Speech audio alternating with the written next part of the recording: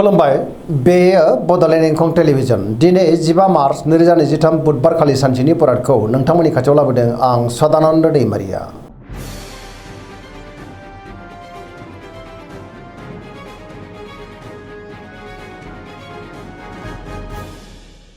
सिगां फरायनो लादों मेष राशि गिबि हांखो अ ल। दिनैनि साना जोबोर मोजां, गोसोखौ दिनै जोबोर गोजोननाय मोनगोन, सोरजोंबा बाख्नाय जानो हागौ, गुबुनजों मोजां सोमोन्दो लाखिनोबो रोंगोन, गाहाम थासारिखौ दिनै मोननो हागोन, गुबुननि थाखाय मोजां खामानि मावनानै होनोबो हागोन, न'खराव अनलायनाय फैगोन, जेरावबो जाफुंसारगोन, मावनो लानाय खामानिखौ दिनै गोरलैयैनो मावफुंनोबो हागोन, गोसोआ दिनै जोबोर खुसि जागोन, देहाया मोजाङै थागोन, सोरबा लोगोनिफ्राय मोजां खौरां फैनोबो हागौ, रांखावरियाव मोजां, बेफार फालांगियावबो दिनै जोबोर मोजां, आयाबो बांनो हागौ, गुबुननिफ्राय थोजासे हेफाजाब मोनगोन, बिसि फिसायनि गेजेराव मोजां सोमोन्दो थागोन आरो बिमा बिफानि अननाय आदरखौबो मोननो हागौ, बहाबा हान्थिनो खाबु मोनगोन आरो मोजाङैनो हान्थिनोबो हागोन, गुबुननिफ्राय थोजासे हेफाजाब मोनगोन, गोसोनि बोलोआ बांनो हागौ, समाजाव बयजोंबो मान होजागोन, लाइमोनफोरा मोजां खौरां मोननो हागौ, गोसोआ दिनै जोबोर खुसि जागोन आरो गोसोनि साननायखौ फोरमायलायनोबो हागोन, पजिटिभ एनार्जिनि गोहोम गोग्लैगोन।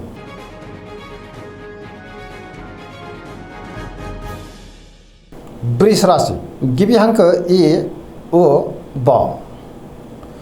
दिनैनि साना मोजां आरो गाज्रिनि गेजेरजों बाबेलांनो हागौ, गोसोनि साननायफ्रा जोबोर गुलाय गुजाय जानोबो हागौ, उसाव बादाव जागोन, गोसोनि बोलोआ लोरबां जानोबो हागौ, मावनो लानाय खामानिखौ मावफुंनायाव माबा नङा माबा मोनसे हेंथा फैनो हागौ, समाजाव नाथाय मान मोनगोन, रांखावरियाव मोजां अब्लाबो नाथाय खरसाया बांगोन, बेफार फालांगियाव मोजां होनजायो, न'खराव दिनै बिसि फिसायनि गेजेराव अनलायनाय फैगोन, देहाया दिनै बारा मोजां थानाय नङा, गगा बायदिसिनाजों खस्थ' मोननांनो हागौ, गोबां रोखोमनि देहायारि जेंनाजोंबो मोगा मोगि जानांनो हागौ, गोसोनि साननायफ्रा दिनै देबार नांगोन, गुबुननिफ्राय हेफाजाब लानांनो हागौ, लोगोफोरनिफ्राय अनसायनाय मोनगोन, बहाबा हान्थिनो एबा दावबायनो खाबु मोनगोन, अब्लाबो नाथाय नेगेटिभ एनार्जिनि गोहोम गोग्लैनोबो हागौ, सांग्रां जानाया गाहाम।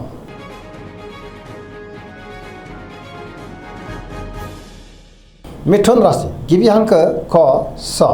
दिनैनि साना जोबोर मोजां, गोसोखौ दिनै जोबोर गोजोननाय मोनगोन, गोबां मोजां खाबु फैनोबो हागौ, बयजोंबो मोजां सोमोन्दो लाखिनो रोंगोन, गुबुननिफ्राय थोजासे हेफाजाब मोनगोन, गोबां बिथिङावनो दिनै जाफुंसारगोन, गोसोआ दिनै जोबोर खुसि जागोन, गोथों आरो गोग्गो साननो रोंगोन, गियाननि आंखाल जानाय नङा, देहाया दिनै मोजाङैनो थागोन, रांखावरियाव मोजां, बेफार फालांगियावबो मोजां होनजायो, न'खराव बिसि फिसायनि गेजेराव अननानै फैगोन, बिदा फंबायजों दिनै मोजां सोमोन्दो थागोन, बहाबा थाङोब्ला दिनै जोबोर मोजां, सोरबा लोगोनिफ्राय थोजासे हेफाजाबबो मोननो हागौ आरो मोजां खौरांबो मोननो हागौ, गुबुनजों दिनै मोजां सोमोन्दो लाखिनो हागोन, लाइमोनफ्रा जोबोर खुसि जागोन आरो गोसोनि साननायखौ फोरमायलायनोबो हागोन, पजिटिभ एनार्जिनि गोहोम गोग्लैगोन, धोरोमारि बिथिङावबो दिनै गोसो दुंखांनो हागौ, सरासनस्रायै दिनै साना जोबोर मोजां आरो मोजाङैनो बारग'लांगोन।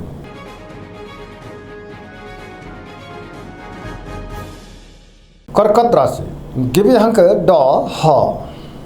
दिनैनि साना जोबोर मोजां, गोसोआव गोथों आरो गोग्गो साननाय फैगोन, खुसिनि दैमु बोहैगोन, समाजाव लोगो लेवा बांगोन, बहाबा थाङोब्ला दिनै जोबोर मोजां आरो मोजाङैनो हान्थिनोबो हागोन, गोसोनि साननायफ्रा मोगथाङाव जाफुंनोबो हागौ, गोसोआव दिनै पजिटिभ साननाय फैगोन, मावनो लानाय खामानिखौ थि समावनो आरो गोरलैयैनो मावफुंनोबो हागोन, रांखावरियाव जोबोर मोजां, बेफार फालांगियावबो जोबोर मोजां मुलाम्फा मोननो हागौ, आयाबो बांगोन, न'खराव दिनै बिसि फिसायनि गेजेराव अननानै फैगोन, देहाया दिनै मोजाङै थागोन, गुबुननिफ्राय थोजासे हेफाजाब मोननानै गोसोआ दिनै जोबोर खुसि जागोन आरो सिगांनि बबेबा आद्रा खामानिखौबो दिनै मावफुंनो हागौ, समाजाव बयजोंबो मान होजागोन, फरायसाफ्रा दिनै फरायनायाव गोसो दुंखांगोन आरो मोजां फिथाइ मोनगोन, लाइमोनफ्रा जोबोर रमान्टिक जागोन आरो गोसोनि साननायखौ फोरमायलायनोबो हागोन।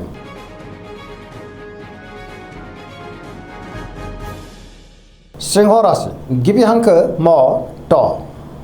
दिनैनि साना मोजां आरो गाज्रिनि गेजेरजों बाबेलांनो हागौ, गोसोनि साननायफ्रा गोनो गोथो जागोन, गियाननि आंखाल जानोबो हागौ, सोरबा लोगोनिफ्राय गाज्रि खौरां मोननोबो हागौ, गोसोआ दिनै जोबोर गुलाय गुजाय जागोन, समाजाव मान मोनगोन, गोथों आरो गोग्गो साननो रोंनाय नङा, नेगेटिभ साननाय फैगोन, सोरबा लोगोनिफ्राय हेफाजाब लानांनो हागौ, बहाबा दावबायनो एबा हान्थिनो खाबु मोनगोन, रांखावरियाव मोजां, आयाबो बांनो हागौ, बेफार फालांगियावबो मोजां होनजायो, गोसोनि साननायखौ गुबुननो फोरमायनो हागोन।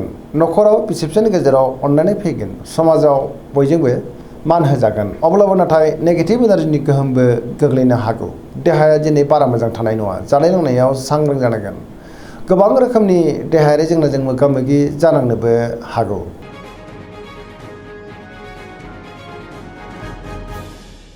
कन्या राशि गिबि हांखो प ट। दिनैनि साना जोबोर मोजां। गोसोआ दिनै जोबोर खुसि जागोन। सोरबा लोगोनिफ्राय थोजासे हेफाजाबबो मोननो हागौ। गोसोनि साननायखौ गुबुननो फोरमायनोबो हागोन। गोसोआव दिनै पजिटिभ साननाय फैगोन। गोथों आरो गोग्गो साननो रोंगोन। गियाननि आंखाल जानाय नङा। बहाबा दावबायनो एबा हान्थिनो खाबु मोनगोन आरो मोजाङैनो हान्थिनोबो हागोन। रांखावरियाव मोजां होनजायो। अब्लाबो नाथाय खरसायाबो बांगोन। बेफार फालांगियाव मोजां। देहाया दिनै मोजाङैनो थागोन। गोबां मुंदांखा सुबुंजों दिनै लोगो मोनज्लायगोन। न'खराव बिसि फिसायनि गेजेराव अनलायनाय फैगोन। बिमा बिफानि अननाय आदरखौ मोननो हागौ। सोरजोंबा दिनै बाख्नाय जानोबो हागौ। गोसोआ दिनै जोबोर खुसि जागोन आरो पजिटिभ एनार्जिनि गोहोम गोग्लैगोन। धोरोमारि बिथिङावबो दिनै गोसो दुंखांनो हागौ। गुबुननि थाखाय गोबां मोजां खामानि मावनानै होनोबो हागोन। लाइमोनफोरा जोबोर खुसि जागोन।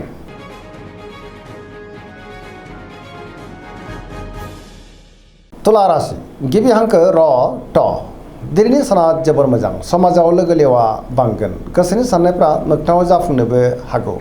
गुबुननि थाखाय गोबां मोजां खामानि मावनानै होनोबो हागोन। मावनो लानाय खामानिखौ थि समावनो आरो गोरलैयैनो मावफुंनो हागोन। देहाया मोजाङै थागोन। रांखावरियाव मोजां। बेफार फालांगियावबो मोजां होनजायो। सोरजोंबा बाख्नाय जानो हागौ। मोननो गोनांखौ दिनै मोननो हागोन। न'खराव बिसि फिसायनि गेजेराव अनलायनाय फैगोन। समाजाव बयजोंबो मान होजागोन। बहाबा दावबायनो एबा हान्थिनो खाबु मोनगोन आरो मोजाङैनो हान्थिनोबो हागोन। सोरजोंबा बाख्नाय जागोन। गुबुननि गोसोखौ दिनै गोरलैयैनो बोनोबो हागोन। लोगोफोरनिफ्राय थोजासे हेफाजाब मोननो हागौ। गोदान थांखि लानो रोंगोन। सेंग्रा सिख्लाफोरनि गोसोआ दिनै जोबोर रमान्टिक जागोन आरो गावबा गावनि गोसोनि साननायखौ फोरमायलायनोबो हागोन। गोसोआव दिनै पजिटिभ साननाय फैगोन आरो पजिटिभ एनार्जिनि गोहोम गोग्लैनोबो हागौ।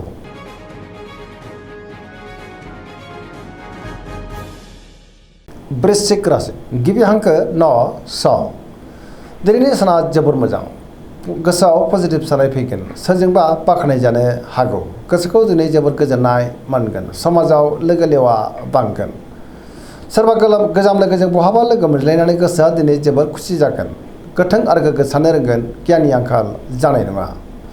मावनो लानाय खामानिखौबो थि समावनो मावफुंनो हागोन। गुबुननिफ्राय थोजासे हेफाजाब मोननोबो हागौ। गोसोनि साननायफ्रा दिनै मोगथाङाव जाफुंगोन। गोसोनि बोलोआबो बांनो हागौ। समाजाव मान मोनगोन। बहाबा थाङोब्ला दिनै जोबोर मोजां आरो मोजाङैनो हान्थिनोबो हागोन। रांखावरियाव मोजां। बेफार फालांगियावबो मोजां होनजायो। देहाया दिनै मोजाङैनो थागोन। अब्लाबो नाथाय जानाय लोंनायाव सांग्रां जानांगोन। गुबुननिफ्राय थोजासे हेफाजाबबो मोननो हागौ। फरायसाफ्रा दिनै फरायनायाव गोसो दुंखांगोन आरो मोजां फिथाइ मोननोबो हागोन। सेंग्रा सिख्लाफ्रा जोबोर खुसि जागोन।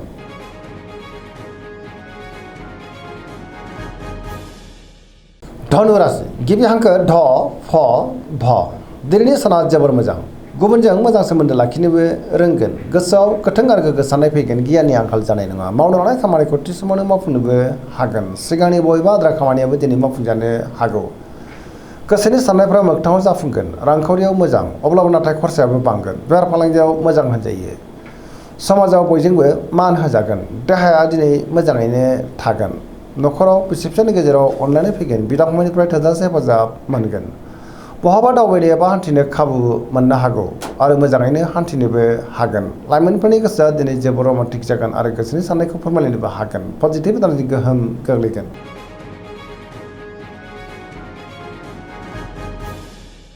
मकर राशि गिबि हांखो ख ज। दिनैनि साना मोजां आरो गाज्रिनि गेजेरजों बाबेनलांनो हागौ। गोसोनि बोलोआ लोरबां जानोबो हागौ। गोसोनि साननायफ्रा देबर नांगोन। गुबुननि थाखाय नाङा फाङा जेंनायाव गोग्लैनांनोबो हागौ। मावनो लानाय खामानिखौ मावफुंनायाव माबा नङा माबा मोनसे हेंथा फैनो हागौ। सोरजोंबा नांलाय खमलाय एबा एना एनिबो जानो हागौ। रांखावरियाव बारा मोजां नङा। नाङा फाङा खरसाया बांगोन। बेफार फालांगियावबो गोबां धोन खहा जानांनो हागौ। सांग्रां जानाया गाहाम। गुबुनजों दिनै मोजां सोमोन्दो लाखिनो गोब्राब जागोन। मावनो लानाय खामानिखौ मावफुंनायावबो हेंथा फैनो हागौ। गोदान खामानिखौ आखाइ होजेननो हानाय नङा। न'खराव दिनै बिसि फिसायनि गेजेराव अनलायनाय फैगोन। बिदा फंबायनिफ्राय हेफाजाबखौ मोननो हागौ।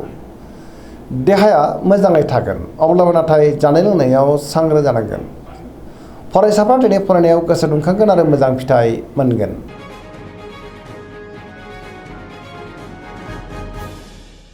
कुम्भ राशि गिबि हांखो ग स दिनैनि साना जोबोर मोजां नखराव बिसि फिसानि गेजेराव अननानै फैगोन बिदा फंबायजों मोजां सोमोन्दो थागोन बयजोंबो मोजां सोमोन्दो लाखिनोबो रोंगोन माबा नङा माबा मोनसे मोजां खौरां फैनोबो हागौ गोसोआव दिनै पजिटिभ साननाय फैगोन गोसोनि साननायफ्रा मोगथाङाव जाफुंनोबो हागौ गुबुननि थाखाय गोबां मोजां खामानि मावनानै होनोबो हागोन मावनो लानाय खामानिखौ थि समावनो आरो गोरलैयैनो मावफुंनो हागोन गोबां मुंदांखा सुबुंजों दिनै लोगो मोनज्लायनोबो हागौ बेफार फालांगियाव जोबोर मोजां मुलाम्फा मोनगोन देहायाबो मोजाङैनो थागोन गुबुननिफ्राय थोजासे हेफाजाब मोननानै गोसोआ दिनै जोबोर खुसि जागोन बिमा-बिफानि अननाय आरो बोरखौबो दिनै मोननो हागौ पजिटिभ एनार्जिनि गोहोम गोग्लैगोन